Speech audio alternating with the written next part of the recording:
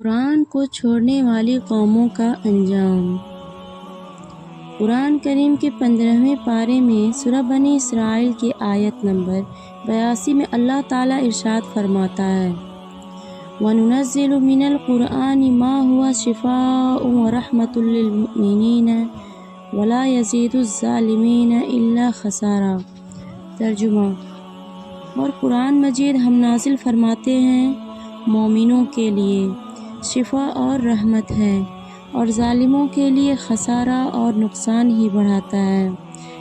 اس آیت میں اللہ تعالیٰ ہمیں یہ سمجھا رہا ہے کہ قرآن پاک صرف ایک کتاب نہیں بلکہ دلوں کی شفا ہے۔ جو لوگ اس قرآن کو اپنا بناتے ہیں اور اس کے احکام پر سچے دل سے یقین رکھتے ہیں تو یہ قرآن مجید ان کی ذہنی، نفسانی اور اخلاقی بیماریوں کا بہترین علاج بن جاتا ہے۔ جو لوگ قرآن کے حکم کو سمجھ کر اپنی زندگی کو اس کے مطابق ڈھال لیتے ہیں اور اس کے سچی باتوں پر یقین رکھتے ہیں، پھر قرآن انہیں اندھیروں سے نکال کر نور کی طرف لے جاتا ہے۔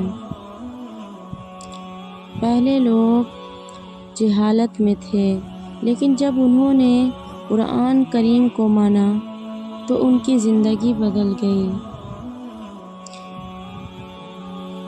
لیکن جب حق اور باطل واضح ہو جانے کے بعد بھی کوئی انسان قرآن کے احکام کو چھوڑ دے تو وہ جان بوجھ کر غلط راستہ اختیار کرتا ہے۔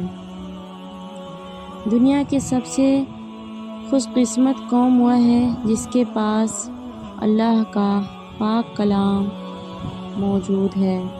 قرآن پاک ہمیں صرف پڑھنے کے لیے نہیں بلکہ سمجھنے اور اس پر عمل کرنے کے لیے نازل کیا گیا۔